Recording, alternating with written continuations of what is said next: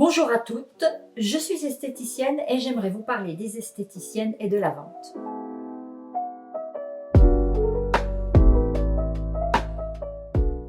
Ce sont de très bonnes professionnelles en cabine, mais elles ont un problème avec la vente.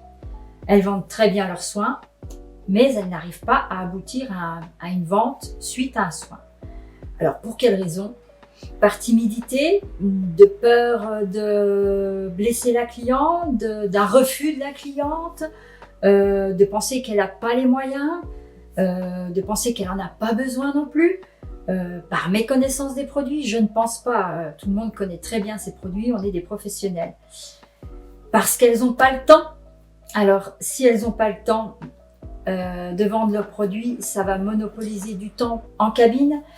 Tout ça, c'est toutes des raisons pour oublier la vente aujourd'hui.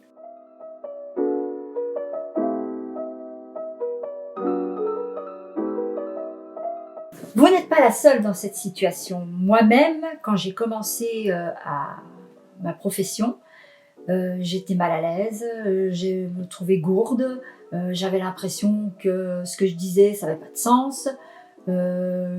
J'avais peur de la cliente en fait, l'estime de soi c'était pas ça du tout. J'osais pas parler en fait, de peur de blesser la cliente par des mots ou des phrases qui étaient mal placées. Mais bon, avec l'expérience, avec le temps, j'ai fini par comprendre, j'ai fini par me mettre dans la situation où moi, en tant que cliente, comment je pourrais réagir face à une personne qui n'est pas du tout confiante devant moi. Je pense que les esthéticiennes manquent de confiance en soi. Elles sont trop timides, elles ont peur. Mais bon, cette étape-là de la vente est quand même importante. Cette étape de prise de confiance de la cliente est importante pour arriver à conclure une vente et pour arriver à fidéliser cette cliente qui est quand même venue en cabine pour ça et qui est venue pour satisfaire quand même des besoins. Si vous ne questionnez pas votre cliente sur ses propres besoins, le soin c'est très bien, mais à côté de ça, elle va pouvoir, elle pourra pas continuer chez elle son soin que vous lui faites vous en institut. Donc il faut la fidéliser. Si vous la fidélisez, votre chiffre d'affaires va être augmenté.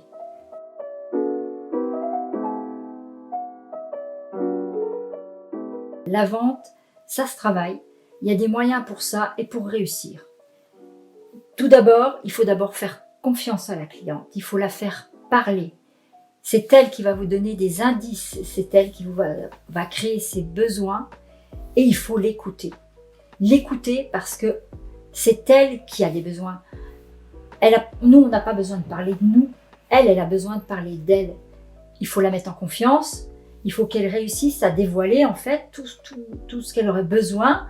Et cette confiance-là, on peut l'avoir qu'en la questionnant, en lui posant des questions et en la laissant parler. Il faut vraiment la laisser parler.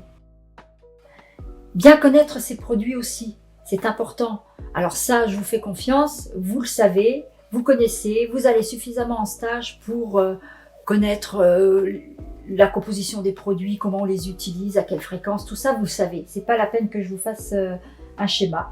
Par contre, il faut un fichier client. Ce fichier client est très très important et il faut qu'il soit à jour. Le mettre à jour à chaque fois que la cliente vient. Chaque passage, la cliente doit avoir des informations à vous donner. Ces informations, faut les stocker dans votre fichier client. Et c'est votre fichier client qui va vous donner les éléments déclencheurs à une vente. Après, il y a les mises en place d'animation. Ça, c'est des moyens que vous connaissez bien. Il y a des outils de communication. Ça aussi, il faut s'en servir. C'est important d'avoir tous ces outils pour pouvoir déclencher les ventes de votre cliente qui est là et qui demande que ça en fait. Elle demande qu'à être conseillée, qu'à être prise en main par vous, la professionnelle. Et de toute façon, il faut savoir une chose, c'est que comme elle a des besoins, si elle n'achète pas chez vous, elle ira acheter ailleurs. Et vous, si vous n'avez pas fait votre boulot de vendeuse, eh ben vous aurez perdu un chiffre d'affaires qui aurait pu vous satisfaire, vous, le jour où la cliente arrive et que ses besoins ne sont pas assouvis. Il y a des fiches techniques aussi qu'on peut lui donner, hein, qui peut sur l'instant pas déclencher la vente, mais après, au cours des prochains soins, des prochains rendez-vous qu'elle aura pris, elle va pouvoir s'en servir pour vous dire « Ah bah j'ai besoin » ou j'aimerais bien qu'on discute de ça. Et tous les supports de communication que les fournisseurs peuvent vous laisser pour pouvoir identifier les besoins de vos clientes au niveau de ses besoins à elles, au niveau des ventes.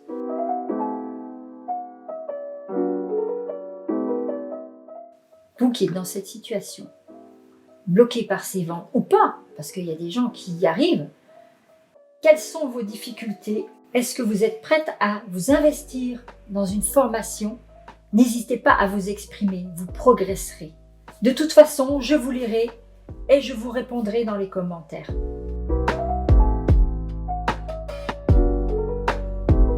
Sur ces mots, je vous dis à bientôt et je souhaite bon courage à toutes les esthéticiennes qui, comme moi, restent à la maison dans cette période très difficile. À bientôt.